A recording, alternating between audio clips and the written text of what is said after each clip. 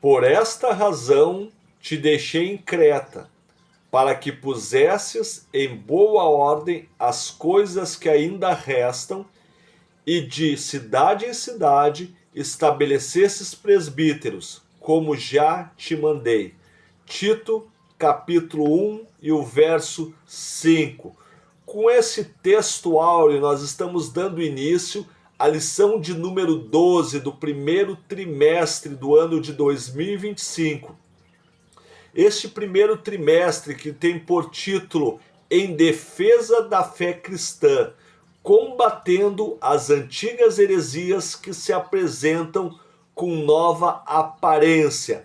A lição de hoje, dia 23 de março de 2025, fala sobre a igreja tem uma natureza organizacional. A verdade prática diz assim: a igreja é um organismo vivo de natureza espiritual e, ao mesmo tempo, uma organização. A leitura bíblica em classe está na carta do apóstolo Paulo, a carta pastoral a Tito, capítulo 1, verso 1 a 9. Diz assim o texto: Paulo, servo de Deus e apóstolo de Jesus Cristo, segundo a fé dos eleitos de Deus e o conhecimento da verdade, que é segundo a piedade, em esperança da vida eterna, a qual Deus, que não pode mentir, prometeu antes dos tempos dos séculos. Mas a seu tempo manifestou a sua palavra pela pregação que me foi confiada, segundo o mandamento de Deus nosso Salvador. A Tito, meu verdadeiro filho, segundo a fé comum, graça, misericórdia e paz da parte de Deus Pai e da do Senhor Jesus Cristo, nosso Salvador. Por esta causa te deixei em Creta, para que pusesses em boa ordem as coisas que ainda restam, e de cidade em cidade estabelecesses presbíteros, como já te mandei.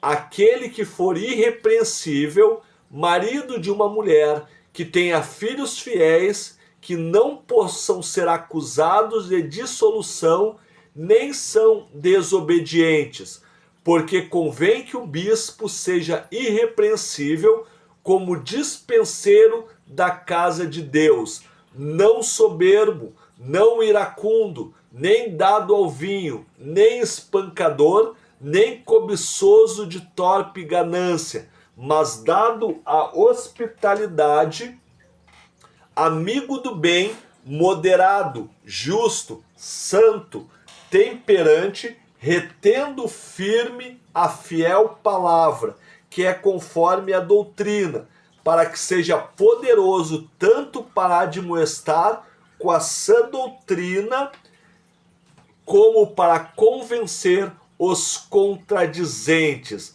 Aqui nesta carta de Paulo a Tito, Paulo está dando recomendações a Tito. E as recomendações, elas se baseiam em dois tópicos, né? O primeiro, para que ele colocasse em ordem as coisas que ainda restavam na igreja que estava localizado na ilha de Creta, e que para ele também estabelecer presbíteros de cidade em cidade. Paulo tinha essa peculiaridade, né? Quando ele levava o evangelho a alguma cidade, ele estabelecia algum líder, algum presbítero, um ancião, que iria cuidar daquela igreja que ele havia plantado. Isso Paulo fazia, né, com a ideia de delegar funções. É típico de um bom líder, né? Delegar funções. E aqui ele dá características desses presbíteros que seriam colocados. Ali nós usamos muito esse texto, né? Quando vamos falar sobre qualidade dos obreiros, dos presbíteros principalmente, né? E uma palavra ali no verso 7 fala de iracundo. O que vem a ser não ser iracundo, não se irritar com facilidade, né? Eu acho que é a única palavra aí que a gente fica um pouco na dúvida sobre o seu conceito, né? Nesta lição de hoje, nós vamos falar sobre a questão do organismo, do organizacional, né? A igreja do Senhor, ela é um organismo vivo. Por que que ela é um organismo vivo, né? Porque ela é ativa. As suas reuniões, elas giram em torno do Senhor Jesus e das suas ordenanças. Então, quando fala de organismo vivo, nós entendemos que a igreja, ela é sobrenatural, ela é espiritual, ela está se baseando no sobrenatural de Jesus e as suas ordenanças. Ela tem essa característica espiritual, mas a igreja, além de ser um organismo espiritual que se baseia no sobrenatural, ela também é uma organização. O que que vem ser uma organização? Uma congregação, uma assembleia que possui dentre outras coisas, das características dessa congregação ou assembleia, ela possui estatutos, ela possui leis e ela possui uma forma de governo, né? É uma parte mais humanizada da igreja. Então a igreja, ela precisa ser organismo, a parte espiritual, mas ela também é organizacional, uma parte mais humana. E é isso que vai falar a nossa lição, né? E Paulo, ele dá esse conselho, ele escreve esta carta para Tito, e nós precisamos entender um pouco, né, sobre esse contexto histórico da ilha de Creta, né? O primeiro relato de passagem de Paulo por esta ilha foi em sua viagem a Roma, na sua primeira prisão, relatado ali em Atos capítulo 27, 7 e 8. Paulo teve preso em Roma 2 vezes, a segunda de forma definitiva, mas a primeira ele teve por um tempo, ele ficou numa casa que ele alugou ali, onde soldados pretorianos ficavam guardando ali a sua presença. Ele ficou mais ou menos 2 anos ali, e no caminho para Roma ele passou pela ilha de Creta, né? Ele foi solto depois desses 2 anos, né? Depois de liberto, ele volta à ilha de Creta. Dá a entender que quando ele passou por ali, aquela ilha chamou a atenção, né, de Paulo, tanto que quando ele é solto da prisão de Roma, seu primeiro ato é voltar à ilha de Creta, desta vez acompanhado por Tito, né? Eles trabalham juntos ali um pequeno período de tempo. Aí Paulo, depois que já estabeleceu ali a igreja, já plantou a igreja, ele segue o seu caminho, ele vai para Macedônia e deixa Tito pastoreando a ilha de Creta, né? Algum tempo depois, Paulo, ele vai escrever esta carta para Tito, dando algumas recomendações, né? Tito recebe esta carta quando está em Nicópolis, na costa oeste da Grécia, né? Ele é designado, como já falei, para pastorear esta igreja, e é uma igreja que enfrenta muitas dificuldades. Eu colocaria até a ideia de dificuldades extremas, né? Porque o teor da carta, ou a recomendação, a primeira recomendação de Paulo a Tito é que ele colocasse em boa ordem as coisas que ainda restavam, né? Então a igreja, ela estava passando por grandes dificuldades, dificuldades extremas, e ele é como se ele dissesse assim: junte o resto do que sobrou da igreja e aí tu vai colocar em ordem, né? E ele também vai falar sobre constituir presbíteros em cada cidade. Quando fala de cada cidade, ele está se referindo a esta ilha, que possuía várias cidades, né? É uma ideia que Paulo dá a Tito de delegar trabalhos a presbíteros em cada lugar para uma melhor condução do trabalho ministerial, né? A situação espiritual de Creta, ela era desanimadora. A igreja, ela estava desorganizada. Esta é a grande causa do desânimo desta igreja. Essa igreja, ela sofria por um relaxamento espiritual, por alguns motivos. Dentre esses motivos, por haver dentro da igreja grupos judaizantes rebeldes, que eram mercenários, provocadores de divisão. E isso, na verdade, era um reflexo da situação moral dos habitantes de Creta. levando em conta que as pessoas que frequentavam a igreja de Creta eram os habitantes da cidade, e essa cidade ela era conhecida por essa situação moral, né? Tanto que nós temos aqui dois relatos de dois pensadores da época, né? Políbio, por exemplo, vai dizer que é quase impossível encontrar conduta pessoal mais traiçoeira e política pública mais injusta do que em Creta. Ele está dando aqui uma visão geral dos habitantes de Creta, e isso refletia dentro da igreja, né? Cícero vai dizer que os princípios morais são tão divergentes que os cretenses consideram assalto nas estradas algo digno, né? Até alguém vai dizer que a palavra cretino, que nós usamos hoje para pessoa de uma má índole, ela vem desta ideia dos cretenses, né? Vem desse povo, o povo de Creta. Os moradores, eles eram conhecidos por serem preguiçosos, glutões, mentirosos e maldosos, né? Aqui nós temos também na visualização aqui um mapa que mostra a pequena ilha de Creta, ali não tão pequena, né? Mas a ilha de Creta ali localizada, né? O apóstolo Paulo ele designou Tito para pastorear em Creta, com o objetivo de cuidar das demandas organizacionais e orgânicas da igreja, né? Esses dois pontos que eram muito importantes, porque essa igreja estava passando por grandes dificuldades por causa da sua condição organizacional, estava desorganizada. Então ela precisava, além do organismo, da parte espiritual, precisava também da parte humana, da organização desta igreja, né? O contexto da epístola dá a entender que o relaxo ou descuido que estavam as comunidades cristãs da ilha de Creta eram reflexos da cultura da região.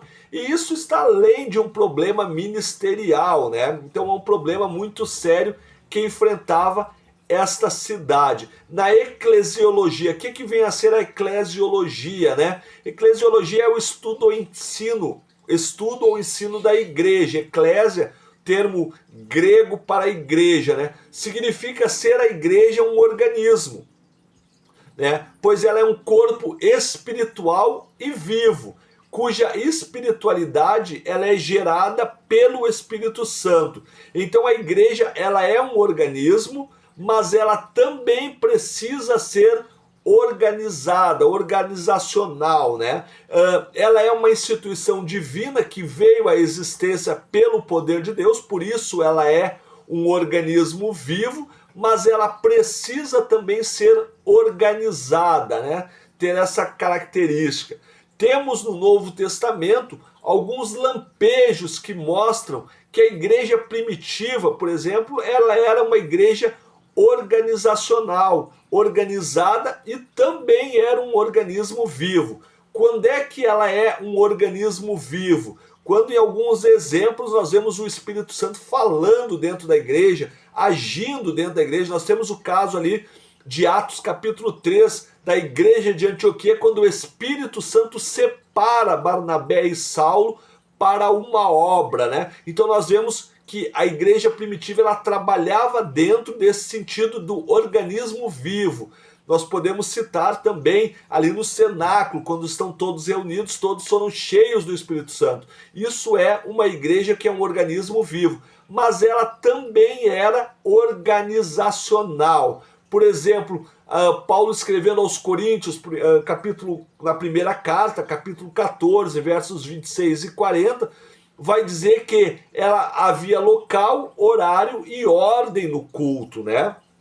Também uma outra característica, reunião de ministério para consagração de presbítero. Nós temos isso registrado em Atos capítulo 14, o verso 26. Nós temos também um concílio que foi realizado ali, o concílio, nós já falamos sobre isso no início da aula, né? Atos 15, verso 6, vai falar de um concílio para tratar de assuntos doutrinários. Isso é organização, né? Era uma igreja que também tinha serviços sociais para atender as famílias economicamente fragilizadas. era uma igreja que também possuía uma comissão de ética, segundo 1 Coríntios 5, de 2 a 5, e possuía também a tesouraria, né? 1 Coríntios 16, do verso 1 ao 3. Então eu estou dando esses exemplos para nós entendermos que a igreja primitiva, ela era um organismo vivo, mas também ela era organizacional, né?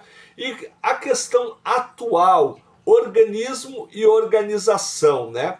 A ideia é de que a igreja, ela deve se restringir a um local onde as pessoas se reúnem para 4 motivos principais, né? Dentro do assunto da igreja como organismo, né? A igreja, ela precisa ser um local de adoração a Deus, né? Onde se prega o evangelho, onde se estuda a palavra de Deus e onde se ora e celebra as ordenanças. Isso são características de uma igreja como organismo vivo. A igreja, ela é criada para isso, né? O culto, ele está dentro dessas 4 ideias, né? A adoração a Deus, pregação da palavra, pregação do evangelho, estudo da palavra e a oração e a celebração, né? São características da igreja como organismo vivo. Porém, ela precisa também ser organizada, ela precisa ter organização. Essas atividades espirituais que pertencem ao organismo vivo, elas exigem uma organização. Imagina um culto, um organismo vivo sem ter a organização. Tanto que Paulo, ali aos Coríntios, a igreja de Corinto, ela passava por esse problema de organização, e tanto que Paulo, em sua carta, ele vai falar sobre a postura relacionada aos dons espirituais. O que dá para entender ali da carta aos Coríntios é que os dons espirituais não estavam sendo administrados de uma forma organizacional. Então alguém falava em língua no meio da pregação, não tinha ninguém para interpretar, então havia uma guerra de línguas estranhas. Então isso tudo precisa de uma organização. O organismo vivo, ele precisa ser organizado, né? A organização da igreja, além de ser uma necessidade natural, ela também é uma exigência do Estado, ela está dentro da lei. Nós temos muitas igrejas aí que passam pela dificuldade, principalmente com a questão do som, né? Que aí entra nessa questão. Ela está dentro das leis de um Estado, então ela precisa, embora seja um organismo vivo, a igreja precisa estar dentro das leis do Estado, da cidade, do município, enfim. Então ela precisa estar sendo organizada, né? Tanto dos seus questão de tributos, questão de burocracia, tudo isso faz parte para um bom funcionamento da igreja como organismo vivo. Ela precisa estar dentro da organização, né? Nós temos aí a questão da experiência pentecostal, né? O movimento pentecostal moderno, ele surge num contexto de antidenominacionalismo, né? E ainda hoje há os que acreditam que tal organização representa um problema à vida espiritual. Eles entendem, né? A experiência pentecostal, ela entendeu lá no início lá do movimento pentecostal, principalmente, que a organização ela engessava a atuação do Espírito Santo, né? Quando não é assim. Nós vamos até entender, né? A lição até nos traz a ideia aqui de Charles Fox Parham, né? Que aos 20 anos de idade ele assumiu o pastorado de uma igreja em Eldora, no Kansas, mas em 1895 ele entregou a licença de pregador local, deixando o denominacionalismo para sempre, de modo que se tornou itinerante, independente até o fim da vida. Por que aconteceu isso com Charles Parham, né? Ele entendeu que a organização ela engessava a atuação do Espírito Santo, então ele acaba entregando o pastorado desta igreja, a igreja de Eldora, no Kansas, e vai para um ministério itinerante, né? Na sua ideia, ele não estaria mais preso ao engessamento da instituição, do denominacionalismo, né? A igreja do período apostólico, é bom nós entendermos isso, né?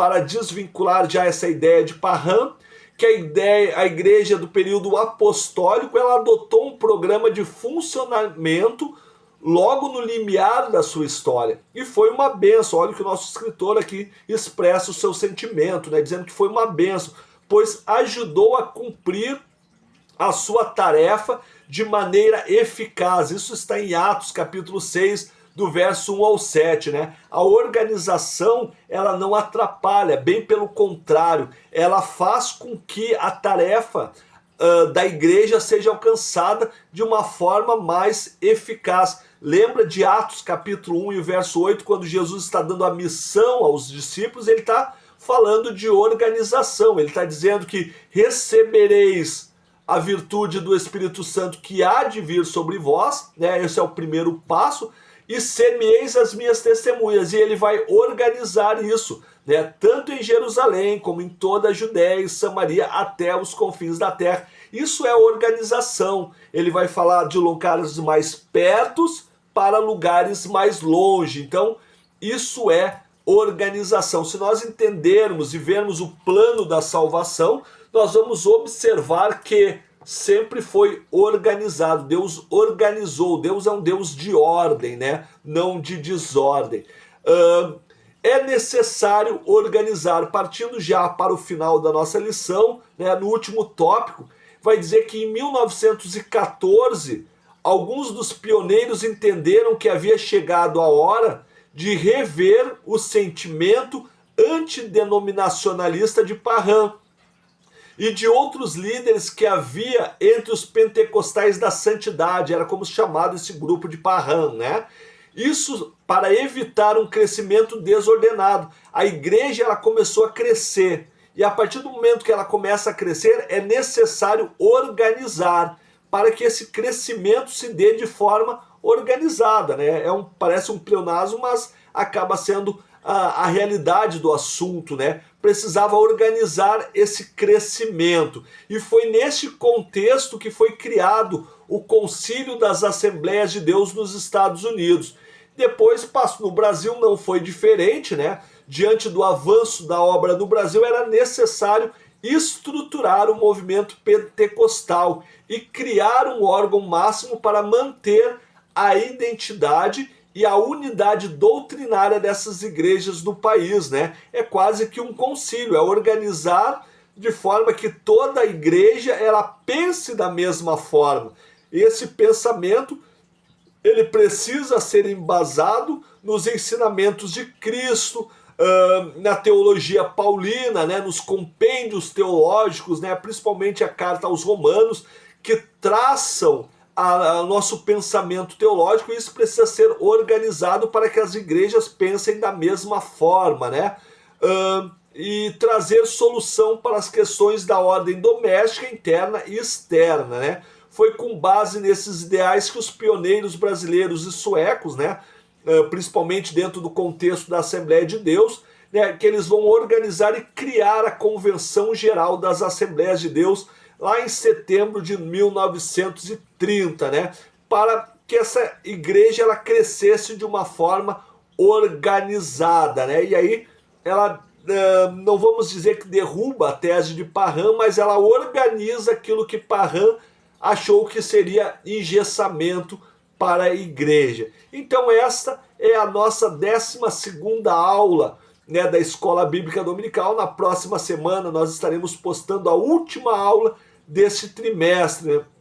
Esse trimestre que falou sobre a defesa da fé cristã. Eu agradeço você que chegou até aqui no final desta aula, né? Você está no canal Crente que Frequenta IBD é Diferente, o presbítero Isaías Gonçalves, e peço que você que assistiu a aula até o final, né, se inscreva no canal, ative o sininho ali, e toda vez que entrar uma aula nova no canal, você será avisado.